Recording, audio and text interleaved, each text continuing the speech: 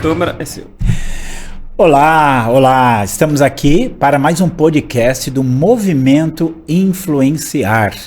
E para nós influenciarmos, nós precisamos divulgar. Então eu quero já pedir para você que, se você está assistindo aqui no canal, se você não é inscrito, inscreva-se agora. E se você já é inscrito, também aproveite, já divulgue aí o canal do Movimento Influenciar e divulgue também as nossas redes, @Movimento Influenciar Oficial. É só @Movimento Influenciar, você já vai encontrar e vai nos ajudar a divulgar. Pegue lá os posts, pegue lá os vídeos e vai nos ajudando nesse nosso desafio de influenciar a nossa sociedade. Lembrando aquilo assim que é o nosso direcionamento. Nós precisamos nos indignar, né? Nós precisamos ter indignação por aquilo que está acontecendo. Nós precisamos tomar posição. Isso eu concordo, isso eu não concordo, isso está correto, isso não está correto. E a partir daí, nós vamos fazer todo um trabalho de influenciar. E hoje eu tenho o privilégio, né? Tenho aqui o privilégio de entrevistar o fundador do Movimento Influenciar e também pré-candidato ao cargo, né, de deputado estadual aqui por São Paulo, né, ele que já tem uma herança política muito boa, e nós vamos ver aqui, mas eu queria cumprimentar você, pastor Cláudio Apolinário. Meu amigo Ignaldo, eu não sei quem fica mais honrado, né? Se é você de entrevistar ou se eu de ser entrevistado por Vossa Excelência. Eu né? fico. Mas que alegria estar aqui hoje sendo entrevistado, né? Para falar um pouquinho sobre as coisas do nosso país, sobre as coisas do estado de São Paulo, sobre essa pré-candidatura a deputado estadual. Fiquei honrado com o convite e mais honrado ainda com a quantidade de mensagens que eu tenho recebido de apoio, de pessoas dizendo: pastor, segue em frente, tamo junto, conta comigo. Então eu confesso que eu estou bastante impressionado com o que está acontecendo. Claro que a gente crê em Deus, crê que Deus está no controle de todas as coisas, mas as mensagens de apoio têm sido muito fortes e o que nos traz uma grande responsabilidade, né? Mas vamos lá, vamos em frente. Eu acho que o que aconteceu também com as pessoas é o que aconteceu até comigo, né? Uhum. Era algo assim que a gente percebia inevitável, é algo inevitável, em algum momento vai acontecer, a gente não sabia quando. Mas eu acho que toda essa questão é muito positiva, esse desejo também de não simplesmente estar num cargo público, mas de influenciar de todas as formas, de todas as maneiras, com os nossos valores, com a visão correta da vida. Então isso para mim foi uma coisa muito especial. Uhum. E eu queria que você começasse dizendo o seguinte: você vai falar para nós quem é e o que tem feito o Cláudio Apolinário. Poxa, vamos lá. Eu costumo dizer o seguinte: as pessoas costumam ler currículos, né? E graças a Deus, durante a minha trajetória de vida, eu passei por várias áreas, né? Embora uma das principais aí, a área da gestão, né? A área da gestão pública, mas gestão pública, não, desculpa, gestão privada, né? Gestão de empresas, como consultor de altos executivos. Mas eu diria que a função que mais me agrada é ser servo. Né? Ou seja, servir as pessoas. Isso em todos os ambientes. Acho que quando a gente está disposto a servir, as coisas fluem com mais facilidade. Então, durante boa trajetória da minha vida, fui gestor de empresas e mentor de altos executivos. Recentemente estou pastoreando, na realidade há 12 para 13 anos que nós estamos pastoreando. E agora com esse grande desafio aí de uma pré-candidatura a deputado estadual. Radialista, né, ou seja, focado aí na área do rádio, né? Então a Rádio Vida hoje tem sido para mim um grande referencial da sua vida. Referencial da minha vida. Eu diria que estou aprendendo muito com a Rádio Vida, né? Que também é um legado do meu querido e falecido pai, meu saudoso pai, evangelista Carlos Apolinário, que sempre amou demais a comunicação, e a gente acabou entrando nisso, né? Principalmente depois do falecimento dele, um desejo muito grande de seguir o seu legado, né? De seguir o seu caminho. E aí, hoje estamos aí também na rádio, fazendo debates da vida, questão de opinião, Movimento Influenciar e tantos outros programas aí para comunicar o reino. Já chegou na pergunta que eu queria fazer. Você criou aí o Movimento Influenciar, né? Uhum. O que te motivou a isso? O que tinha na sua mente para que você usasse as ferramentas que você tem na mão, tudo isso que você acumulou para iniciar esse movimento Influenciar? Uhum. Que até eu gostaria que as pessoas entendessem. O movimento Influenciar, ele vai além da candidatura, né? Ele vai além da pré-candidatura, vai além das questões políticas. É a questão de vida, né? O que deu esse impulso para você começar um movimento Influenciar? Olha, na realidade foi um primeiro momento de indignação, né? Acho que daí inclusive que surgiram os 3 pilares do movimento, né? Ou seja, a indignação, o posicionamento e o influenciar. Eu fiquei indignado quando eu recebi a informação de que uma igreja católica tinha sido invadida por um vereador do PT, isso em Curitiba, região sul do nosso país. Quando aquilo aconteceu, me bateu um sentimento ruim, um sentimento, poxa, que absurdo fazerem isso invadindo uma igreja católica. Mas aquilo passou. Quando foi no dia seguinte, eu recebo uma outra informação, na realidade, no perfil da ministra Damares, então ministra do governo Bolsonaro, onde uma igreja Assembleia de Deus no Ceará também havia sido invadida agora por um militante do PSOL, também um partido de extrema esquerda. E eles invadem essa igreja e quebram tudo, quebraram cadeira, quebraram computador. Quando eu vi aquilo, eu falei, não é possível, eu estou indignado. E no mesmo momento, do jeito que eu bati na porta da minha sala para voltar, eu tinha feito um devocional, a gente faz um devocional das 7 às 8 da manhã, eu estava indo para minha sala, eu vi aquilo, eu falei, não é possível. Eu me indignei, voltei pro estúdio, falei para Simone, abre o microfone. Ela abriu o microfone e eu fui, olha, eu estou indignado, está acontecendo assim, está acontecendo assim, está acontecendo assado. Comecei a falar e é impressionante o número de pessoas que começaram a mandar mensagem de apoio. Dizendo, pastor, o senhor está certo, tem que se posicionar, está errado. E aquilo começou a arder no meu coração. Eu falei, não, peraí, tem alguma coisa que a gente tem que fazer. Porque a gente, queira ou não, o público evangélico foi muito apático, foi muito de paz, muito de vou viver dentro da igreja. Tolerância excessiva. Tolerância excessiva. Olha, isso não tem nada a ver comigo, isso não é problema meu. E nós fomos empurrando com a barriga. Quando veio essa informação, e eu falei no ar, começaram a vir outras informações de outros ouvintes. E aí me mandaram, por exemplo, o projeto de lei na Assembleia Legislativa do Rio de Janeiro sobre assédio religioso. Um projeto do deputado Átila Brandão, do Rio de Janeiro, em que ele diz o seguinte, que qualquer pessoa que se sentir constrangida por questões religiosas pode entrar com um processo e você vai ter que passar por um curso de reciclagem. Pô, peraí, reciclagem é o quê? Então aquilo que você fala, você não pode falar mais? Então aquilo que você prega, você não pode pregar mais? Quando me veio esse projeto, eu falei, não, eu vou verificar porque pode, eu não gosto de entrar nessa máxima da fake news, né? Falei, não, eu vou pegar esse projeto e vou verificar se é verdade ou não. E fui atrás, pesquisei e encontrei o projeto na Assembleia Legislativa do Rio de Janeiro, a LERJ, no site da LERJ. Falei, opa, então é verdade esse projeto. Quando eu fui para justificativas do projeto, todo projeto legislativo, todo PL, ele tem que ter uma justificativa, e lá na justificativa estava inclusive de que este projeto não influenciaria na questão religiosa, ou seja, você continua tendo liberdade de culto, apenas delimita. Eu falei, opa, tem coisa errada aí. Então quer dizer que amanhã, se eu fizer um culto em praça pública, não pode mais. Eu me lembro do meu tempo que eu fazia evangelismo em praça pública.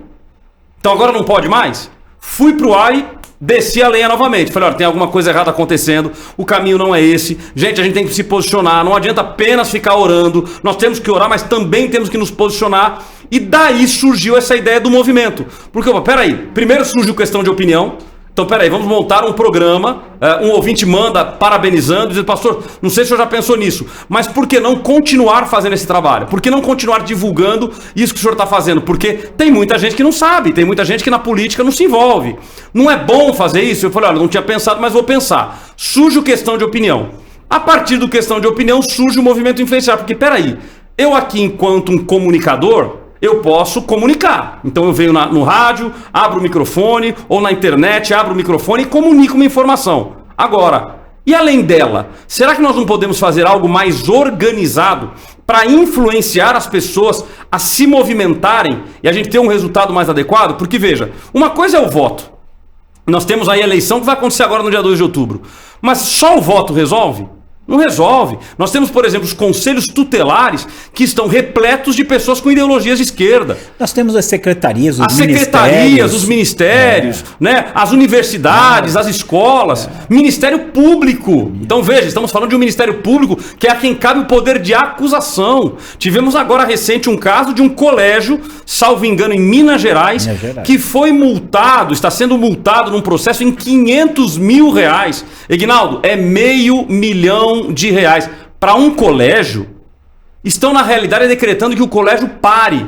E por qual motivo ele está sendo multado? Pelo fato de ter enviado aos pais um material orientando aos pais que tomem cuidado com o que os filhos estão lendo e colocando lá símbolos da causa LGBT, dizendo, olha, tome cuidado com esses símbolos. O Ministério Público foi notificado, abre um processo contra a escola, dando a eles a seguinte pena: R$500 mil, um pedido de desculpas à comunidade LGBT e que produzam materiais defendendo a causa LGBT. Caramba, como é que eu defendo algo que eu não acredito? Peraí, os LGBTs vão ser obrigados a defender a causa cristã e evangélica? Então veja que nós estamos vendo 2 pesos e 2 medidas. Então o movimento influenciar ele surge exatamente nesse momento. Ou seja, peraí, por que não nos organizarmos? A esquerda é tremendamente organizada. Eles se organizam, eles têm movimentos constituídos, eles vão lá, eles juntam a turma, eles ensinam como fazer, eles literalmente discipulam. Poxa, peraí, por que nós cristãos não podemos discipular para o bem? Então aí surge o movimento influenciar com esta pauta, levar as pessoas à indignação. Então tudo que nós trazemos aqui leva as pessoas à indignação. Esse é o primeiro passo desses 3 pilares. Trazer a informação que vai levar à indignação. Que vai levar à indignação. Se indignou, opa, então agora eu me posiciono. Peraí, eu não aceito mais isso, eu preciso me posicionar. E a partir daí influenciar outras pessoas. E tem sido muito legal, porque eu recebi inclusive ontem uma mensagem, na verdade estava no meu Instagram, eu vi ele ontem, de uma pessoa dizendo o seguinte: pastor, por que o senhor não faz um programa ou algumas lives voltadas a nos ensinar passo a passo como influenciar? Porque eu tenho tentado influenciar algumas pessoas da família, agora tem pessoas com a visão muito fechada. Falei, opa, peraí, tá vendo? Muito legal. Então uma pessoa que já percebeu que tem que influenciar, mas também está entendendo as dificuldades. Como fazer para influenciar? Então eu creio que é um princípio, é o início de um processo, mas que certamente a gente vai chegar em lugares longe porque há a necessidade hoje. Hoje o povo clama por um posicionamento.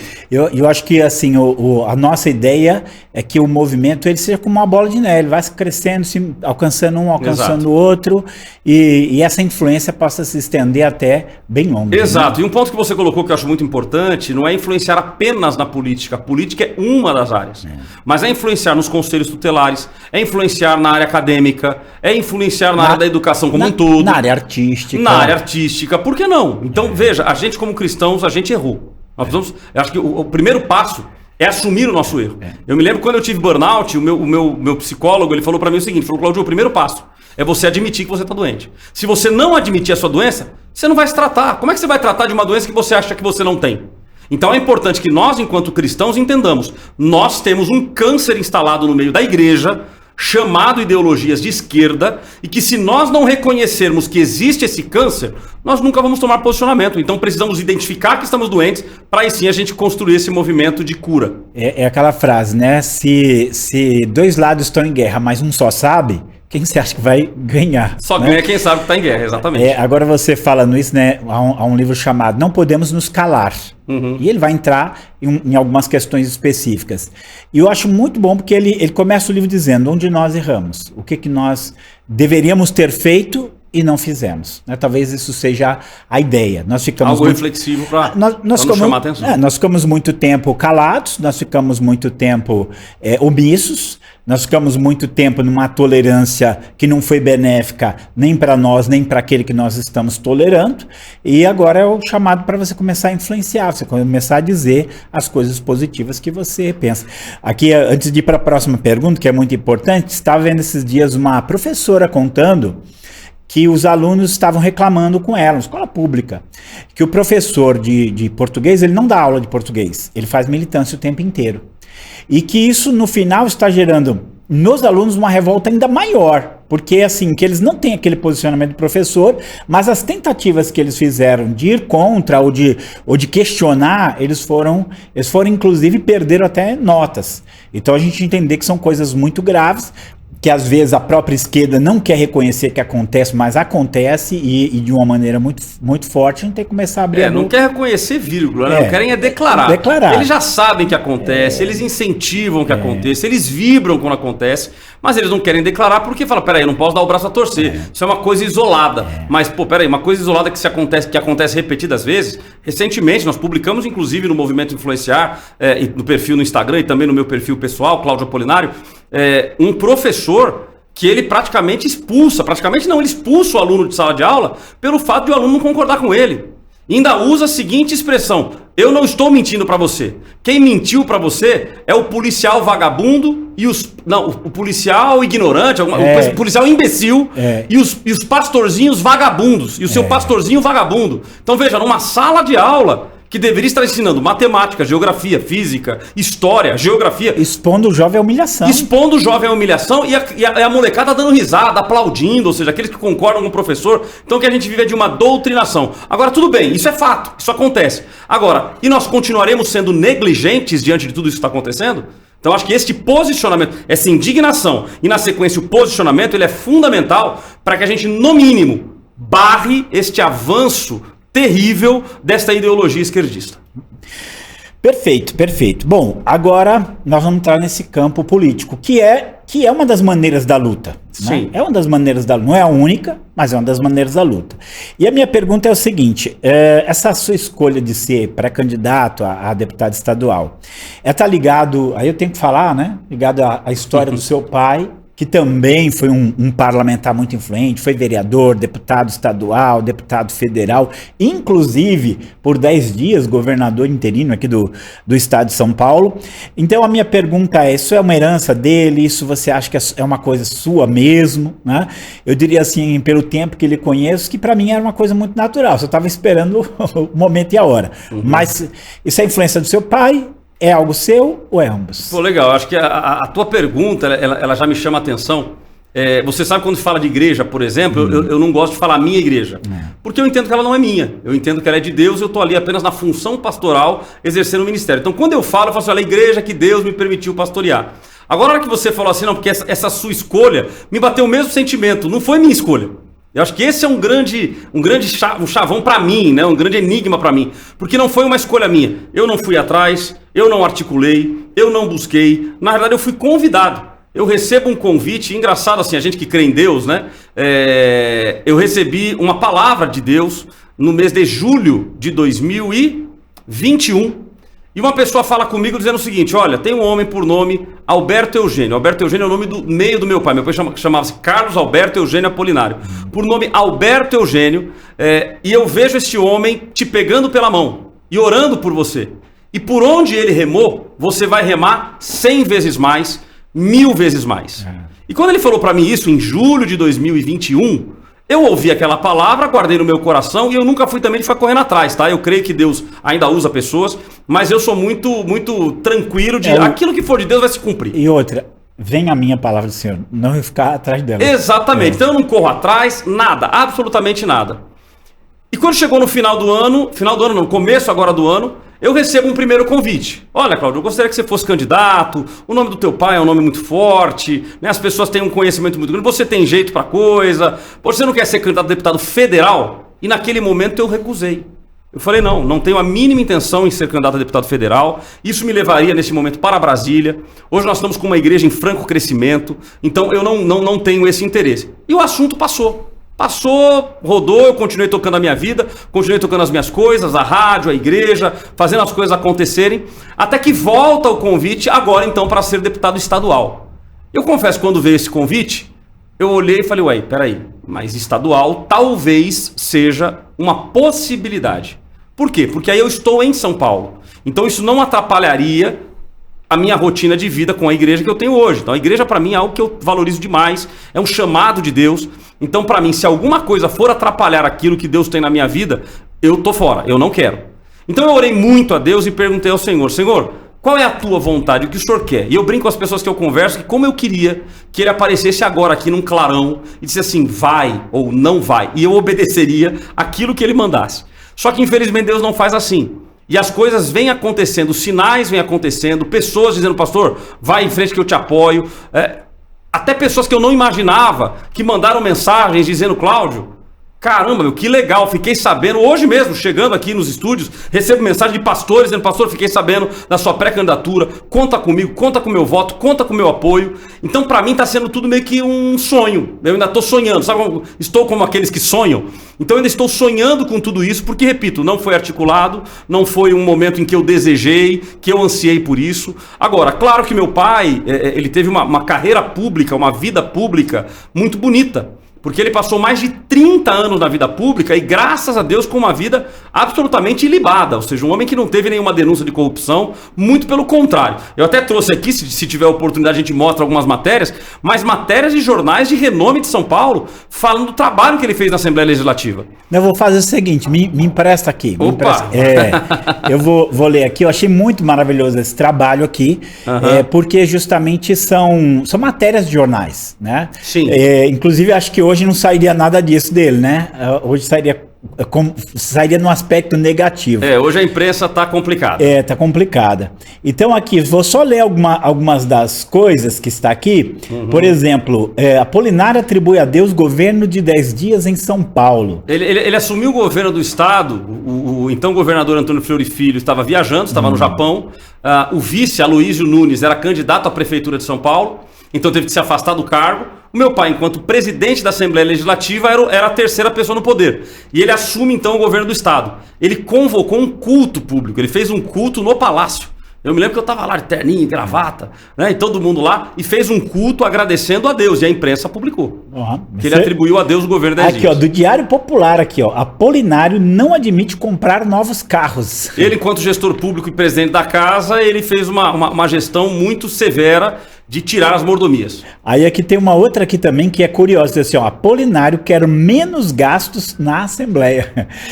Que essa aqui é uma luta, até aqui, isso aqui eu lembro na época aqui do começo da década de 90, e você tinha muita referência aos chamados marajás, né? Exato. Que eram aquelas pessoas que com altos salários e não fazia nada, e ele colocou, Apolinário quer acabar com o candidato marajá. Esse aí especificamente eram pessoas que eram servidores públicos, que ganhavam um alto salário, mas se colocavam para disputar uma eleição, porque uma vez que ele está disputando a eleição, ele é obrigado a se retirar, ele não pode usar da máquina pública. Então ele tem que se retirar do cargo. Só que detalhe, ele se retira do cargo, mas continua recebendo o salário. E aí quando vinha a eleição, sabe quantos votos esse camarada tinha? 5, 6 votos. Ou seja, não fez campanha. Ele só fez isso para ganhar o salário e ficar sem trabalhar. Tranquilo. Então ele fez um projeto para acabar com os candidatos marajás. Tem tanta coisa para ser feita, né? Aí aqui tem mais aqui, deixa eu ver aqui. Chamam a luta dele de uma luta quixotesca. Né, porque era a luta que acho que todo mundo que é idealizador, que quer acabar com o mal, ele vai ser olhado dessa maneira aqui, né? Olha, Estado de São Paulo, penosa moralização. Ou seja, assim, ficou marcado por esse desejo de fazer as coisas certas. E aqui, Apolinário persegue mudança na Assembleia e fica isolado na Assembleia. Então o Estado coloca ele começa a ser isolado, inclusive aqui diz que tinha uns que nem conversavam com ele justamente por essa tentativa de enxugar, né, esses custos. E tá aqui, deputados inconformados querem isolar Apolinário. Tem muita coisa que aconteceu, viu? Gente, olha só. Aí tem uma outra matéria aí que diz o seguinte, Apolinário, tudo faz acreditar num milagre. Isso. Ou seja, como tipo assim, poxa, é um milagre alguém que assume a presidência da Assembleia e começa uma campanha de moralização dentro do seu próprio quadro. É inesperado. Inesperado. Exatamente. E tá aqui. Gestão transparente no Legislativo Estadual e a moralização do Parlamento. Não, olha essa pesquisa feita pela Folha da Tarde. Não, aí ficou muito boa. A Folha da Tarde vai para as ruas e faz uma pesquisa. Olha o tema da pesquisa. O que você acha dos deputados tirarem Apolinário da presidência por ele ser honesto? Olha que loucura. Eu só vou ler aqui uma declaração. Rogério diz assim, se o Apolinário for realmente honesto, como parece ser, acho que ele deve ficar. Não é certo que ele saia por discordar do uso da frota e da sua opinião sobre os jetons. Eles deveriam tentar um acordo antes de tomar qualquer decisão. Né? Aqui o povo do lado dele. Na minha opinião, Apolinário tem que ficar. Deve manter sua posição até o final. Ele é honesto e o Brasil está precisando de pessoas assim. Apolinário e os deputados deveriam parar e conversar para chegar a um ponto em comum. Né? Ou seja, na realidade começa um processo de cassação. Queriam derrubar ele, por quê? Porque ele queria as coisas certas na Assembleia. Então, queira ou não, isso não tem como negar. Isso, claro que causa orgulho. Eu me lembro, essa época, estava bem grudado no meu pai, né? Inclusive era assessor dele, e ele vibrava. Cada matéria que saía, ele pegava o jornal e vinha lá e chorava, agradecia a Deus e falava, olha aqui, está valendo a pena. Ou seja, é um sofrimento, porque ele literalmente ficou isolado. Nessa época, inclusive, ele foi chamado por partidos para ser candidato ao governo do Estado, e ele não quis, porque essa não era a intenção dele. Ele não fez isso para aparecer. Vou fazer isso porque aí eu me torno governador do Estado. Não, ele fez porque era convicção. Porque é necessário. Com base na convicção, por base da necessidade. Dá uma olhada aqui, só nas duas manchetes aqui, uma é do Estado de São Paulo, de 28/6/91, na página 2, que diz assim, nova consciência política, né? Exatamente. E aqui, em 92, 19 de junho de 92, Jornal da Tarde, palmas para Apolinário.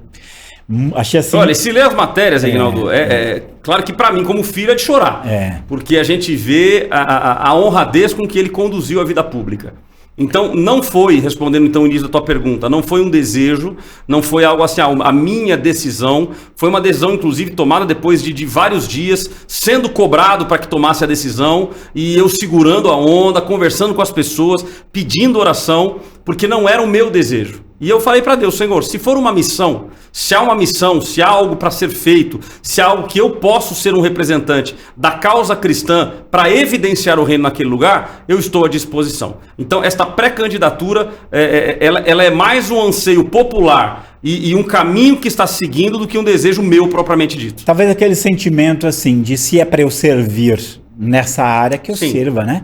E aí a gente entra num ponto que eu acho que, vendo aqui toda essa história do seu pai, e a gente também refletir nisso, pensar um pouquinho nessa questão, né? A questão da corrupção. A primeira coisa que qualquer pessoa, principalmente nós, evangélicos, a nossa pergunta sempre vai ser assim, não é um meio corruptor? Existe como escapar desse meio corruptor? Existe de fato como salgar ou perder o sabor? E inclusive eu comentava, né, que seu pai, ele foi um pioneiro, porque quando ele se lança, né, com 29 anos, foi eleito vereador, quando ele se lança nessa empreitada... Ele é deputado, ele começou como deputado. Como deputado, 29 anos, né? Isso. Então assim, quando ele se lança nessa empreitada, não era comum, né? Não. Hoje ainda... Havia um tabu muito grande, inclusive na igreja. E hoje ainda existe. A primeira coisa que as pessoas vão pensar, vai se estragar, vai se corromper. Uhum. O que você teria para dizer para essas pessoas? Eu acho que é uma pergunta muito inteligente, porque recentemente, inclusive, uma pessoa conversando no aniversário. Estamos no aniversário, começamos a falar, eles começaram a falar de política, porque o Bolsonaro, porque o Lula e tal, e falamos sobre política. E senta uma senhora na mesa, que inclusive me conhecia. Pastor, que alegria ter o senhor aqui, conversa vai, conversa vem. E aí um deles falou assim, pastor Cláudio é pré-candidato a deputado estadual. Ela olhou assim para mim, levantou a cabeça, olhou, e sabe aquela cara meio de... Que fala agora. Aquela cara de ir, né? E aí eu fiquei olhando para ela e falei assim, tem que tomar muito cuidado para não se corromper. Porque é um meio que corrompe. E com muita tranquilidade eu respondi a ela dizendo para ela o seguinte, falei assim, olha, na realidade só se corrompe quem é corruptível. Ou seja, se a pessoa ela é corruptível, o meio pode corromper. Agora, o meio que corrompe não é só a política. Quantas pessoas que na iniciativa privada, que foi o meu caso, que atuei mais de 25 anos na vida privada, ou seja, administrando grandes corporações, e quantas pessoas que eu não demiti porque roubaram a empresa? Quantas pessoas eu não demiti que lá no financeiro faziam coisas que não deveriam fazer? Departamento de compras, então, é um problema. Eu sei porque eu fui comprador. Exatamente. E o que se oferece para o comprador, não é nem que o comprador quer, mas se oferece para o comprador. Não, peraí, se você fizer a compra comigo aqui, eu vou te dar tanto. Né? Então, ou seja, oferece benefícios e vantagens para o comprador. Então, só se corrompe quem é corruptível. Quem já está propenso a isso. Em contrapartida, a isso há coisa de 15 anos atrás, eu estava em um restaurante sentado com uma pessoa que ia ser candidato a deputado federal. E conversa vai, conversa vem, no restaurante, o garçom, ele foi até indelicado, né, não é a postura dele, mas o garçom ele vem para a mesa e serve o refrigerante, viu a gente falando de política, e fala, o senhor é candidato? E aí a pessoa que estava comigo falou, sim, ele é candidato, sou candidato. Ele falou, vai se corromper. Mesma história, vai se corromper. A hora que ele falou isso, eu olhei pra ele, nos olhos dele, e falei, peraí, como é que é teu nome? Aí ele falou o nome, Marcos, não me lembro agora o nome. Ele falou o nome dele. Eu falei, deixa eu te fazer uma pergunta. Se você entende que é um meio corrupto e que as pessoas podem se corromper, poxa, por que você não se candidata? Pô, nós precisamos de pessoas de bem, porque as pessoas de bem não vão se corromper. Ele falou, eu? Se eu fosse lá, eu era o primeiro a roubar. Eu falei, caramba, então olha onde nós estamos caminhando. Ou seja, a pessoa para levar a vantagem, ou seja, para si próprio, ela acaba falando, não, eu vou roubar. Então veja, não é o meio que corrompe. O meio pode ser propício à corrupção. E a gente sabe que a política, do jeito que está indo, realmente é um meio complicado. Agora, se a pessoa já tem no seu coração, e principalmente o temor em Deus, do que ela deve e o que ela não deve fazer, nós temos que ser sal da terra e luz do mundo. Porque como é que você vai... Você só salga se você estiver no meio. Você só ilumina se você estiver no meio da escuridão. Se eu tiver, por exemplo, aqui nesse estúdio, tem luz para danar. Se eu ligar mais uma luzinha aqui, vai iluminar o quê? Nada, porque já está muito bem iluminado. Agora, se você está na escuridão e lá você acende uma luz, aí sim, qualquer luzinha na escuridão, sabe aquela luzinha do ar-condicionado quando você está no quarto de noite, dormindo, e tem aquela luzinha que acende, você fica nervoso, fala, não é possível que a luz está acesa. Então é uma luzinha. Então o que eu quero é, se esta for a vontade de Deus, e se for a vontade daqueles que estão me ouvindo agora, e que amanhã vão ficar cientes aí da minha candidatura, da minha pré-candidatura, o que eu quero é ser luz lá dentro, se essa for a vontade de Deus. Eu lembrei aqui numa frase do Machado de Assis, em que ele fala assim, dizem que a ocasião faz o ladrão. Eu falo assim, não, a ocasião faz o furto. O ladrão já nasce feito. Já nasce feito. É mais ou menos isso. Essa é a frase dele assim. Aí você falando de comprador, eu lembro que eu era comprador e assim, era uma ligada a transporte, da transportadora chegar para mim e falar assim, ó, se você deixar eu ganhar, 5% é seu. Né? E aí o que eu fiz? Só um instantinho, já falei, fui lá para a diretoria e falei, ó, estão me oferecendo 5% aí, se eu ceder para eles. Então, eles confiavam em mim, sabia que eu era. Então pede para ele dar isso aí de desconto. Aí eu voltei para ele, ó, a diretoria falou que ao invés de você dar para mim, você dá desconto. Eles ficaram brancos, porque eles entenderam que eu falei, o que aconteceu. Olha, eu fiz a mesma coisa, tá? Só que eu fui um pouco mais ousado. O que eu fiz? A pessoa veio e me ofereceu 5%.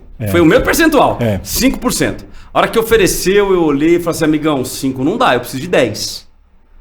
Aí o cara falou, não, 10 não dá. Eu falei, meu irmão, 10 ou então você perdeu a compra. Ele falou, não, tá bom, eu topo os 10. A hora que ele topou os 10, eu falei, não, ok, vem cá, dá uma chegadinha aqui. Levei ele na sala dos donos da empresa e falei, olha, acabei de fechar com ele, ele ia me dar 10% de comissão, então os 10% é desconto para a empresa, tá? Meu amigo, mas ficaram pálidos. Mas a moral da história, tiveram que honrar os 10%, ganharam. Estavam dentro da empresa. Mas é exatamente isso, ou seja, a corrupção, ela acontece em qualquer instância. Então não acontece somente na política. A gente pensa que, não, peraí, é como se lá na Câmara Federal, na Assembleia Legislativa ou no Senado, cada corredor tivesse um bolo de dinheiro. Isso não existe. A corrupção, ela é endêmica e a corrupção, ela acontece em todas as instâncias. Eu me lembro que o meu pai, ele tinha um imóvel, o imóvel que hoje inclusive é o estúdio da rádio. O meu pai, esse imóvel dele, estava no nome da empresa, de uma empresa que ele tinha. Aí ele foi lá, ele fechou a empresa. O contador errou. O contador não tirou o imóvel do nome da empresa. Porque está em nome da empresa e encerrou a empresa, você passa para o nome dos proprietários. Ele não passou. Meu pai só percebeu isso quando veio o IPTU. Quando veio o IPTU, ele falou, peraí, isso aqui tem que estar no meu nome, essa empresa não existe mais. Cláudio, vai na prefeitura. Eu fui. Cheguei na prefeitura, sentei lá com o rapaz, ele olhou, a hora que ele viu assim, peraí, Carlos Apolinário. É o Carlos Apolinário? Falei, sim. Caramba, trabalhei com seu pai no velho MDB, nas campanhas e tal. Poxa, que alegria te receber aqui e tal. Falei, poxa, tô em casa, né? O cara vai, no mínimo, me dar o caminho.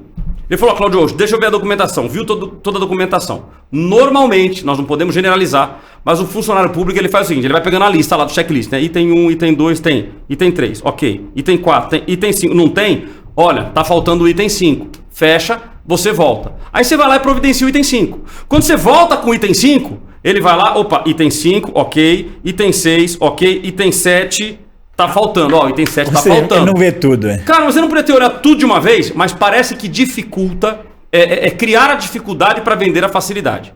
Eu tava feito, porque o camarada disse que nos conhecia, ele olhou tudo, me disse tudo que tava faltando. Eu já falei, pô, ela tá faltando uma planta assim, uma planta assada, ó, tem aqui na rua de trás um lugar. Eu fui, demorei 2 horas para voltar. Quando eu voltei com toda a documentação, ele pegou tudo, olhou tudo de novo.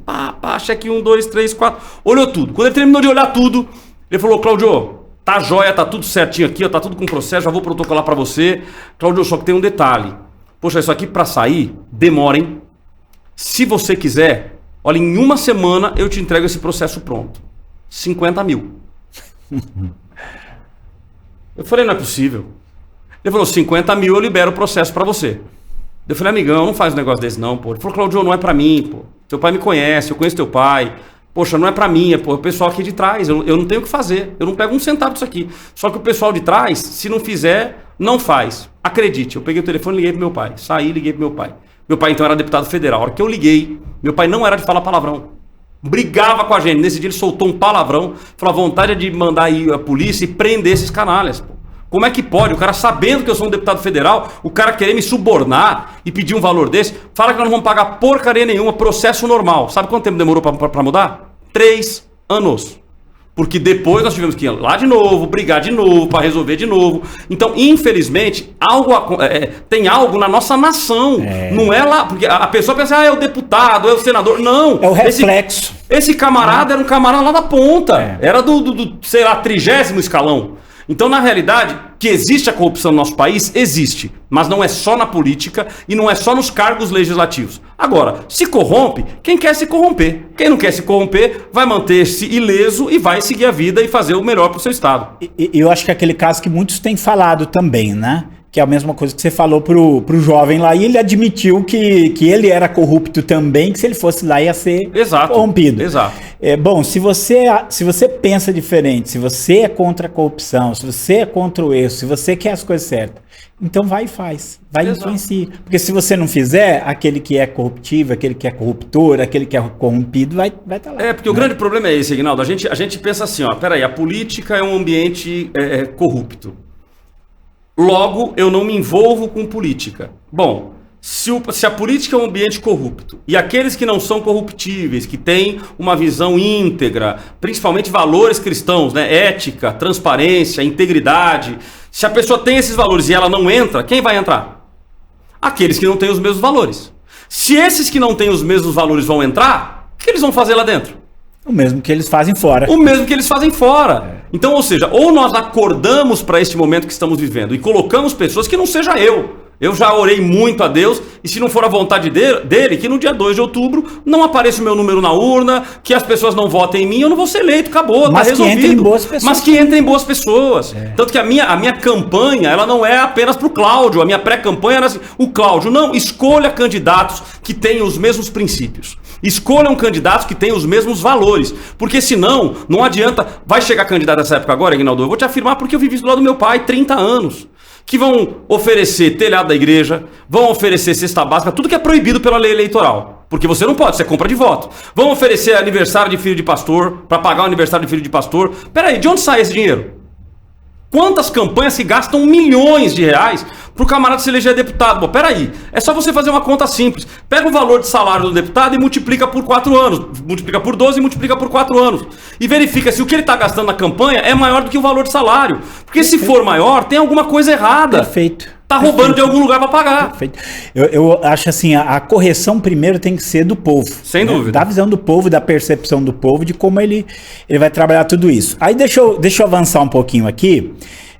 Duas coisas, né? Você como cristão, você tem certos valores, você tem certos princípios. Você acredita que como líder cristão, você consegue influenciar positivamente na política? E a minha pergunta é, que áreas hoje você acha que essa influência ela é mais urgente, é mais necessária para nós, para a população de uma maneira geral? Olha, eu acho que o ponto principal para mim hoje é barrar o avanço da esquerda. Isso tem que ser uma pauta de todo e qualquer cristão, porque o avanço da esquerda significa o avanço de pautas que não estão alinhadas com o reino. Como, por exemplo, a questão da homossexualidade, ou seja, ideologia de gênero, a questão da linguagem neutra, a questão do aborto, a questão da liberação das drogas, legalização das drogas, jogos de azar. Vitimização. Vitimização, ou seja, o bandido é quem é a vítima. Tá aí o principal líder da esquerda dizendo que não aguenta mais ver um bandido sendo preso, um ladrão sendo preso, ou um jovem. Ele não usa bandido nem ladrão, porque ele entende que é vítima do sistema. Então ele diz um jovem sendo preso porque roubou um celular. E recentemente a gente vê uma mãe e um pai chorando, uma noiva chorando porque o seu namorado foi morto com 4 tiros na cabeça, levou tiro na cabeça. Por causa de um celular. Isso tem a ver com educação? Não tenha dúvida. Na realidade, Aguinaldo, eu diria que uma das minhas pautas certamente será a educação. Porque eu creio que na educação é o começo de tudo. Inclusive barrar essa escola partidária que nós temos hoje. Então eu sou a favor da escola sem partido. Ou seja, uma escola que está lá para ensinar geografia, matemática, física, história. Ou seja, as matérias que a pessoa vai crescer. E não militância, não doutrinação. O que a gente vê hoje nas escolas é a doutrinação. Então eu creio que a pauta da educação, ela é fundamental. Então a pauta fundamental, mas com qual viés? Barrar o avanço da esquerda. Então tudo aquilo que for barrar o avanço da esquerda será pauta do meu mandato, se essa for a vontade de Deus e o povo entender que eu sou uma pessoa para representá-los na Assembleia Legislativa de São Paulo. É um trabalho longo isso aí. Não tenha dúvida. Mas é que tá, Aguinaldo, o trabalho da educação ele é longo. Se você pegar esta doutrinação ou este aparelhamento da esquerda na educação, ele vem de quantos anos? 30, 40 anos que eles estão se infiltrando na educação? Pô, pastor, então você está me dizendo que vai demorar mais 30, 40 anos? Que demore 30, 40. Agora, se nós não... Pode ser que demore 80, porque agora já andaram 40, né? Então agora para bater 40 você tem que andar 80. Ainda que seja 80. Se nós não fizermos nada agora, se nós não nos posicionarmos agora, imagine daqui 20 anos. Essa escola que simplesmente manda para os pais, uma escola que tem viés ideológico cristão. Salvo engano, é uma escola católica, inclusive, mas tem ideais cristãos. Ela manda o material para os pais e multada em $500 mil. O que o Ministério Público diz é o seguinte, ó, vai fechar. E é uma espécie de cala-boca para que ninguém mais faça igual. Jorge Linhares, é Minas Gerais também? Minas Gerais também. Então veja que o Ministério Público de Minas Gerais avança nesse sentido. Então, em Minas Gerais, Jorge Linhares foi chamado pelo Ministério Público para explicar o porquê que na sua escola, que é confessional, autorizada pelo MEC, estava ensinando as crianças que a família é constituída por homem, mulher e filhos. Então veja o avanço que eles estão em todas as áreas. Então nós precisamos nos posicionar. Chega de sermos negligentes. Você falando isso, lembrei. Eu estava contando aqui o caso, né, do professor de português, e foi muito assim curioso porque dou aula aula, na verdade, de aula de teologia. Mas na hora que eu falei assim, a aluna começou a contar, porque tem um professor lá na escola que ele é professor de português e ele doutrina os alunos. Aí um outro que foi aluno na mesma escola falou assim, é o professor fulano de tal. Ela falou assim, não é esse, é outro. Ou seja, ele na época dele, que ele estudou lá, ele também era influenciado doutrinado por isso, né? Então a gente vê assim, isso é uma coisa assim muito, muito forte. Então, Ignaldo, mas isso me chama atenção, porque, por exemplo, eu recebi uma mensagem de uma pessoa, tá no meu Instagram, e a pessoa mandou uma mensagem dizendo o seguinte, falou, pastor, o senhor não pode generalizar, porque essa doutrinação que o senhor está falando, ela não existe. Eu conversei com uma pessoa que ela é chefe de um departamento de escola e tal, e ela me garantiu que isso não existe. E aí eu respondi para ele, falei, meu irmão, a gente querer dizer que isso não existe é aceitar uma cegueira, é cegueira voluntária. Porque olha o tanto de exemplos que nós estamos tendo de pessoas que estão sendo doutrinadas em sala de aula.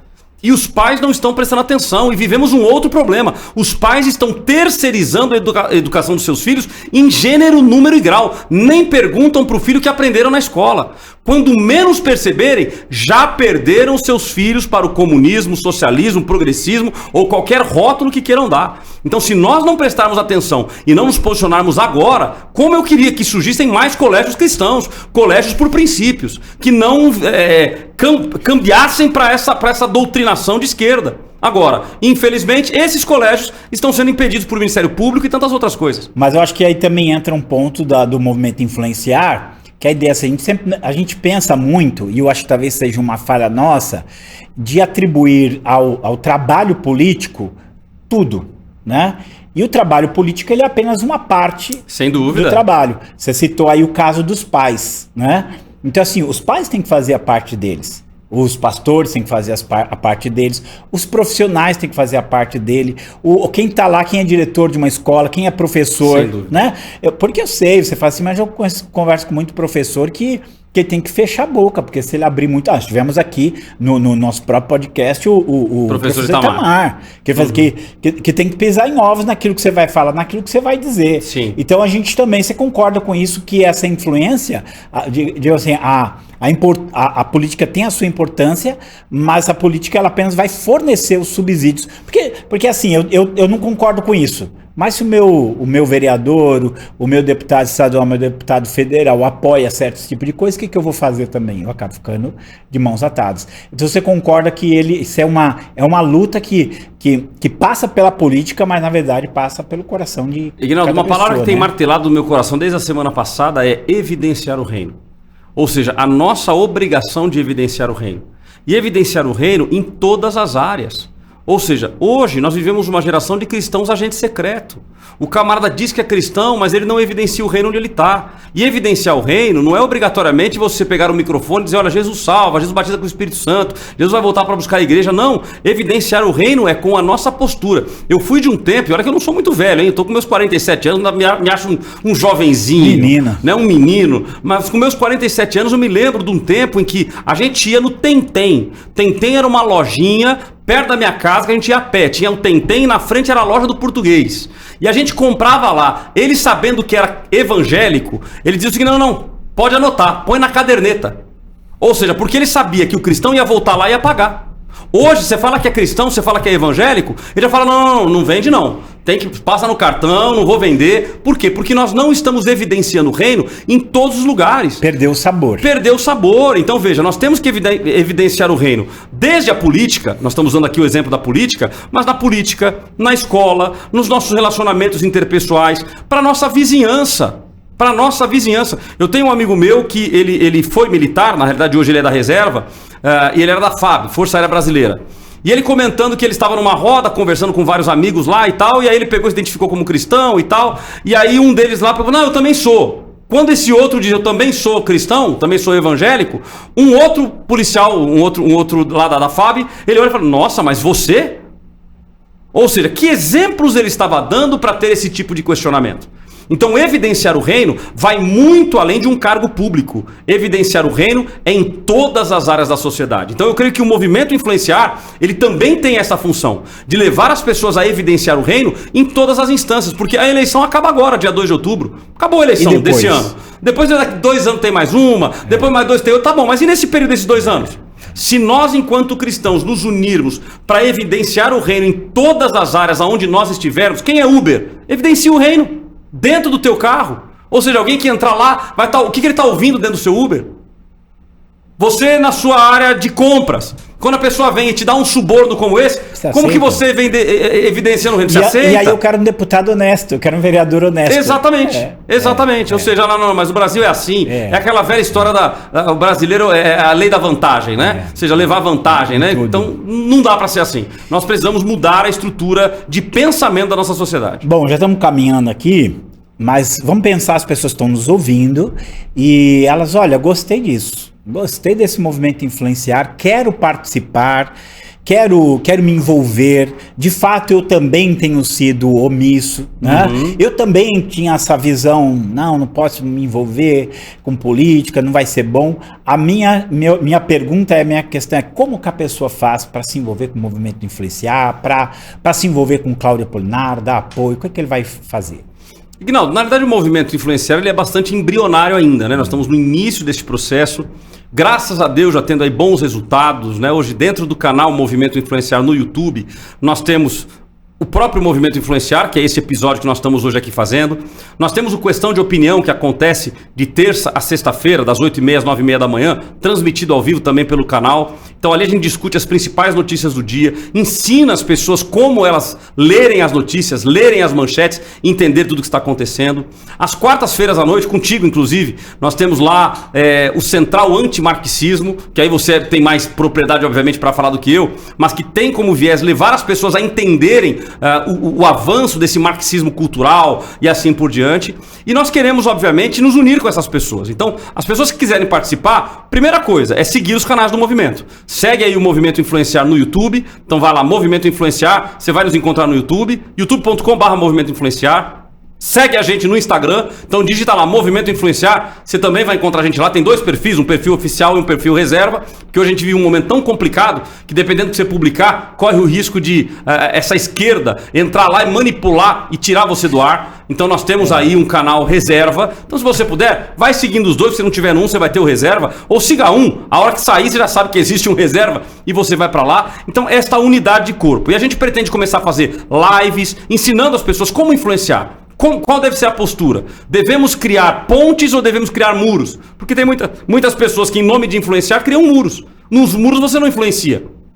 Fica cada um para um lado. Agora, o próprio influenciar, ele tem um caminho para que isso aconteça. Então, peraí, se eu quero influenciar, quero aprender como influenciar, se eu vou, por exemplo, aquela pessoa que é radical de esquerda, eu vou influenciar ela? Não vou, só vai arrumar confusão, só vai arrumar briga. Então essa pessoa não é a primeira pessoa que eu preciso convencer. Eu preciso primeiro pegar aquele que está simpatizante. Ele é simpatizante do movimento de esquerda, ele olha aquilo com bons olhos, mas ele não é aguerrido, ele não vai brigar, ele nem tem tanta informação assim, ele foi seduzido, é o canto da sereia. Poxa, então peraí, então primeiro comece por esse, vamos caminhar com ele, e aí os argumentos que vão ser dados. Então a gente deve nos próximos dias aí divulgar uma agenda de lives para que as pessoas tenham o direito de perguntar, de questionar, e a gente conseguir avançar nesse caminho, porque é um caminho árduo, mas é um caminho muito propositivo, é um caminho que vai levar tempo, mas como eu gostaria que as pessoas acordassem, que as pessoas olhassem para isso e falassem, peraí, não dá mais para eu ficar vivendo o meu mundinho, ficar vivendo a minha vidinha, sem me preocupar com o que está acontecendo, porque é o futuro do nosso país, é o que você vai deixar para as próximas gerações. Inclusive seus filhos e netos. Filhos, né? E netos. Uma pergunta, talvez uma colocação, vamos ver se você concorda comigo. Talvez nesse momento uma das coisas que nós mais precisamos, aqueles que de fato entenderam, que foram omissos, é algo chamado coragem. Né? Coragem que não tem nada a ver com agressividade, que não tem nada a ver com violência, mas tem a ver com enfrentamento da situação. Você concorda que é isso que a gente precisa hoje? Que não tem jeito. Ignaldo, olha, eu me lembro de um exemplo muito claro. Em uma determinada empresa que eu administrei, um dos donos começou a ter problemas comigo. Na realidade, ele tinha problema com os demais donos e ele queria que eu saísse da empresa, porque eu comecei a pegar várias coisas erradas que estavam acontecendo e apresentar para os demais proprietários da empresa. Então, esse dono ficou numa situação bastante complicada. E eu me lembro até hoje o dia que ele entrou na empresa, gritando, dizendo que ia me pegar. Eu estava numa sala de reuniões, uma mesa de reuniões um pouco maior que essa. Eu estava ali sentadinho, quieto, numa boa, trabalhando. Ele entra na sala e já o pessoal do RH segurando ele. Não faz isso, não faz isso. Não, eu vou arrebentar com esse cara agora. Ou você sai da minha empresa agora, ou você vai morrer. E não sei o que, ele brigando. E eu nunca fui de arrumar confusão, nunca fui de arrumar briga. Eu quietinho na minha, ele do outro lado, ele pega o dedo assim ó, e passa na minha máquina e quebra o pé. Eu tinha um apoio, um suporte pro computador e ele quebrou. Eu calmamente fechei o computador, puxei pro lado e fiquei ouvindo ele falando. E o pessoal segurando, ele gritando. E eu quietinho. Ele vira e dá a volta na mesa para me pegar. Agora eu vou te pegar. E ele conseguiu. E eu quietinho aqui olhando, né? Já tirei a perna e fiquei esperto. Quando ele passa pelo último obstáculo que ele tinha, eu falei, vai vir? Eu não tive alternativa. Eu levantei e dei um tapaço na mesa, que minha mão ficou vermelha acho que por uns 3 dias. Eu dei um tapa na mesa e falei, se você vier, o bicho vai pegar. Ele acordou e recuou e voltou. E sabe o que teve de briga ali, de toque físico? Zero, nada. Então, infelizmente, este pessoal da esquerda tem hora que tem que ter um grito mais alto. Tem que ter alguém que vai se posicionar e vai no microfone da Assembleia Legislativa ou do Congresso Nacional e dizer, não admito e não aceito. Vocês não podem fazer isso. Vocês se levantaram contra uma escola, Ministério Público, ei, Ministério Público, tá errado. O caminho não é esse. Vamos propor uma mudança na Assembleia Legislativa para que o Ministério Público do Estado ou o Ministério Público Federal esse tipo de ação não faça. Ou vamos influenciar os deputados federais ou senadores para que isso aconteça. Então tem que haver posicionamento. Então não tem jeito. Tem que ter uma luta mais aguerrida. Um enfrentamento. Então, um enfrentamento. E aí eu não vou dizer que eu tenho um problema, porque isso eu acho que é uma vantagem. Mas se tem algo que eu tenho medo, é de Deus. E medo no sentido de temor. Eu temo a Deus. Do resto, meu amigo, se é para lutar por uma causa justa, não acreditem que eu serei aquele camarada pacífico, bonzinho. Serei pacífico, serei bonzinho, mas com o devido grito de alerta, o devido grito de basta. Olha, não vamos aceitar isso que está acontecendo. Eu queria que você terminasse, já passamos já aqui. Já acabou? Estamos acabando aqui. Jesus já, né? Amado, vamos então, lá. Temos alguns minutos. Eu queria que você repetisse aí as nossas redes. Quem quiser também acompanhar o Cláudio Apolinário, o próprio trabalho na rádio, como é que faz para se envolver? Porque a tendência aqui, né, daqui por diante, é ir produzindo conteúdos, é produzindo informações, é produzindo estratégias que vão continuar com candidatura, sem candidatura, com eleição, sem eleição. A luta não é algo apenas momentâneo. Certamente, é algo permanente. Permanente. É algo permanente. Nessa luta permanente, como é que a gente se conecta aí? Repete aqui para nós. YouTube e Instagram, Movimento Influenciar e Cláudio Apolinário. Então acho que vale a pena vocês seguirem também os meus canais. Muitos conteúdos eles são replicados nas duas redes, nos dois perfis, mas é importante que você siga os dois canais aí. E lá inclusive no Instagram, é o que eu tenho mais contato, você pode mandar no direct, mandar mensagens pra gente trocar ideias, mensagem até de apoio, né? A gente vai precisar de muita ajuda. Ignaldo, eu tenho dito isso pra minha família. Ganhar a eleição agora, em 2022, dia 2 de outubro, eu, Cláudio, né, ganhar a eleição, só um milagre. Não existe outra explicação, a não ser um milagre. Então eu acredito que se for para eu ganhar, a gente vai precisar de muitos voluntários, pessoas que vão nos ajudar, pessoas que vão levantar a bandeira, porque nós não vamos... Este é um problema que eu tenho, Guinaldo. Aí é um problema que eu tenho. Não entro em negociata, não compro ninguém. Sou contra igrejas que levantam bandeira e falam, ó, tem que votar nesse candidato. O pastor que quiser orar por mim e abençoar minha candidatura, legítimo. Agora, se eu chegar numa igreja e o pastor fala assim, irmão, tá aqui o pastor Cláudio, é o meu candidato, quem não votar vai pro inferno. É capaz de eu falar pra ele, pastor, eu tô indo embora, ou me dá o microfone aqui e eu vou agora expulsar o demônio que há em ti. Porque não tem sentido. Ou seja, a igreja não pode ser utilizada como um instrumento de manipulação, como um degrau político. A igreja está lá para ser igreja. O material será distribuído fora da igreja. Vamos influenciar as pessoas para que exerçam o seu direito a voto, mas que façam isso com prudência, com ética, sem ultrapassar aquilo que nós valorizamos, que é a igreja. A igreja de Cristo ela é intocável, não pode ser tocada. Claro que esse meu posicionamento vai afastar muita gente de mim. Vai ter muito líder aí que vai se afastar, porque muitos líderes, inclusive, eu também não posso generalizar, mas muitos líderes que falam assim, não, peraí, se o Cláudio pagar o teto da igreja, se o Cláudio pagar o piso, não vou pagar nada para ninguém, não vou comprar ninguém. Não sou vendável, que fala? Vendável ou comprável? Ou vendível. Vendível ou comprável? Bom, essas duas coisas, não sou. Não contem comigo para negociata. Se for para exercer um mandato limpo e esta for a vontade de Deus e do povo, estarei lá. Se não for, não faço a mínima questão. Repete os 3 pilares. Os 3 pilares? Indignação, posicionamento e influenciar. Excelente. Ficarmos indignados, nos posicionarmos e influenciar essa geração. Eu conto com muitos influenciadores aí para nos ajudar nesta pré-candidatura, deixando claro, é uma pré-candidatura, porque por força da lei eleitoral só podemos anunciar como candidatura após as convenções partidárias. Então, neste momento, sou pré-candidato a deputado estadual. Perfeito. Muito obrigado pela sua audiência. Divulgue aí e até o nosso próximo Movimento Influenciar.